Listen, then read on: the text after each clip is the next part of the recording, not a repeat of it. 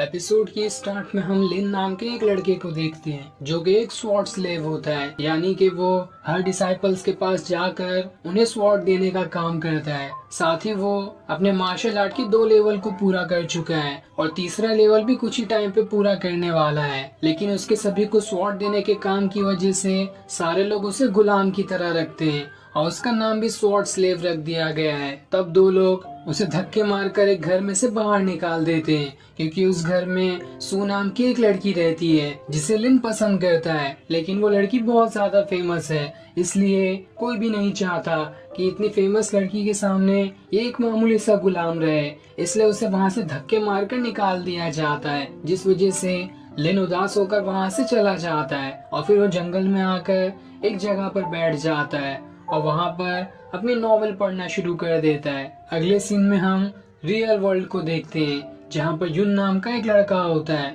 जो कि एक वकील है और वो खुद भी जंगल में किसी चीज को ढूंढने आया होता है। तब आगे बढ़ते हुए वो एक अजीब से पत्थर के पास पहुंच जाता है जिसमें से बहुत ही ज्यादा बिजलियां निकल रही थी और अचानक ही वो बिजलियां युन को उस पत्थर के अंदर ही घसीट लेती हैं। साथ ही जहाँ पर लिन भी बैठा है वहाँ पर भी वैसा ही पत्थर होता है जो उसे भी पत्थर के अंदर घसीट लेता है और अब देखते ही देखते लिन और युन दोनों ही उस पत्थर के अंदर कैद हो जाते हैं, जहाँ पर उन दोनों की बॉडी आपस में मिल जाती है और वो दोनों मिलकर एक ही अकेले इंसान बन जाते हैं। जिस वजह से युन अपने रियल वर्ल्ड को छोड़कर वहाँ से सीधा मार्शल वर्ल्ड के अंदर आ जाता है जहाँ पर लिन रहा करता था। ये देखकर वो एकदम हैरान होता है कि यार मैं यहाँ पर कैसे आ गया, ये कौन सी जगह है। तब उसे वहाँ पर वही पत्थर दिखाई देता है जिसके अंदर से बिजलियां निकल रही थी, जिसे देखकर वो समझ जाता है कि इस पत्थर में ही कुछ गड़बड़ी है, इसलिए इसने मुझे मेरे रियल वर्ल्ड से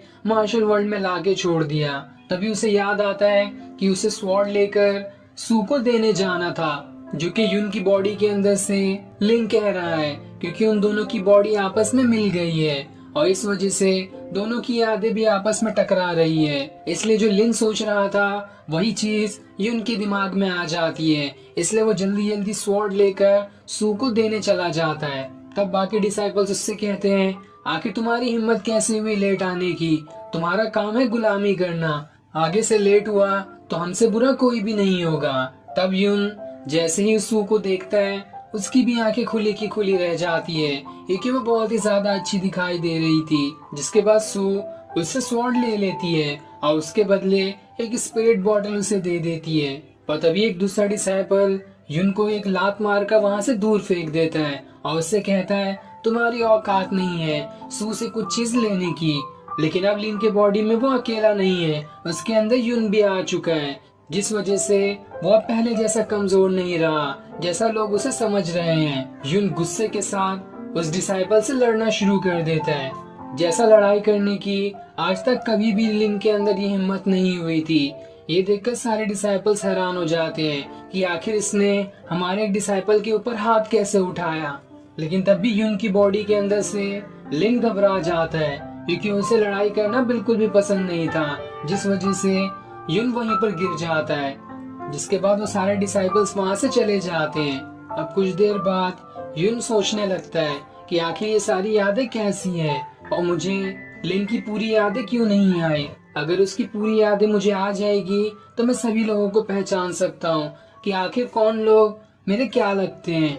तब ये सोचते साथ ही वो अपने यादों की दुनिया में पहुंच जाता है, जहाँ पर उसे लिन की एक स्पिरिट दिखाई देती है जो सीधा युन की बॉडी के अंदर ही चली जाती है और फिर इस तरह से लिन की जो भी सारी यादें थी अब पूरी तरह से युन समझ जाता है। जिसके बाद वो खुद से कहता है, देख लेना अब मैं लिन को दोबारा कभी भी गुलाम बनने नहीं दूंगा, और जितना कमजोर लोग उसे समझते थे मैं उसे उतना ही ज्यादा पावरफुल बनकर दिखाऊंगा।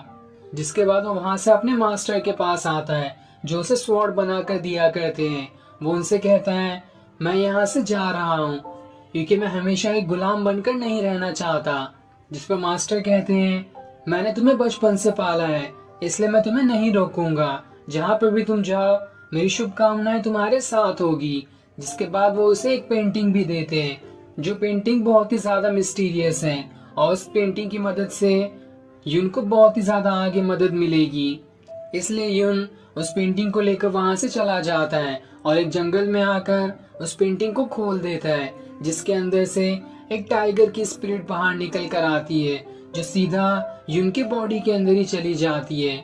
और जैसे वो स्पिरिट उसके बॉडी में जाती है, उसकी पावर्स बढ़ना शुरू हो जाती है, जहां उसके हाथ से फायर निकलने लगती है, क्योंकि उस टाइगर स्पिरिट की पावर्स भी उसके अंदर चली गई थी।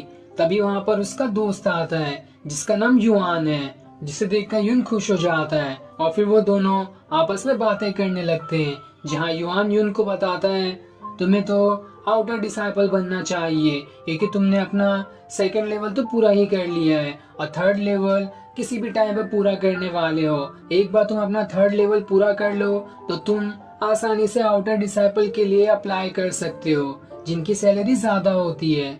इस पर यून कहता है ये तो अच्छी बात है, मैं जरूर इसके लिए ट्राई करूंगा। जिसके बाद रात को यून दोबारा से उस टाइगर स्पिरिट को बाहर निकालने की कोशिश करता है, ताकि उसके साथ प्रैक्टिस करके वो अपना लेवल 3 पूरा कर सके, जिसके बाद वो आउटर डिसाइपल के लिए अप्लाई करेगा। और फिर जैसे ही वो टाइगर स्पिरिट बाहर आती है, युआन अपनी पावर्स को एक्टिवेट करना शुरू कर देता है और कुछ दिन की प्रैक्टिस के साथ ही वो अपना थर्ड लेवल बहुत ही आसानी से पूरा कर लेता है, जो देखकर वो एकदम ही ज्यादा खुश हो जाता है। इसलिए वो अगले दिन ही मंत्री के पास जाता है और उससे कहता है मैंने कल ही अपना लेवल 3 पूरा कर लिया है, इसलिए अब मैं अब यहाँ पर आउटर डिसाइपल के लिए अप्लाई करने आया हूँ। तब वो मंत्री उससे कहता है ये जॉब तुम्हारे लिए नहीं है, क्योंकि तुम एक गुलाम हो और गुलाम को इतनी अच्छी पोस्ट नहीं दी जाती है। लेकिन यून तो एक वकील था, वो उसे सारा कानून समझाने लगता है कि कानून की किताब में तो ये लिखा है कि चाहे वो आम इंसान हो या फिर गुलाम, सभी को बराबर का हक मिलता है और इसके खिलाफ कोई भी जाए तो उसे कड़ी से कड़ी सजा दी जाती है। तब वो मंत्री उससे कहता है आखिर तुम हो कौन और मुझे सिखाने की तुम्हारी हिम्मत कैसे हुई? तुम्हारे अपने लेवल 3 को ब्रेक थ्रू करने के ऊपर बहुत घमंड है ना। अभी मैं तुम्हें सबक सिखाता हूँ। यहाँ पर 15 डिसाइपल्स है, अगर तुमने इन सभी को हरा दिया तो मैं तुम्हें आउटर डिसाइपल के लिए अप्लाई करने का मौका दूंगा, और अगर तुम हार गए तो तुम्हें जिंदगी भर गुलाम बनकर रहना होगा।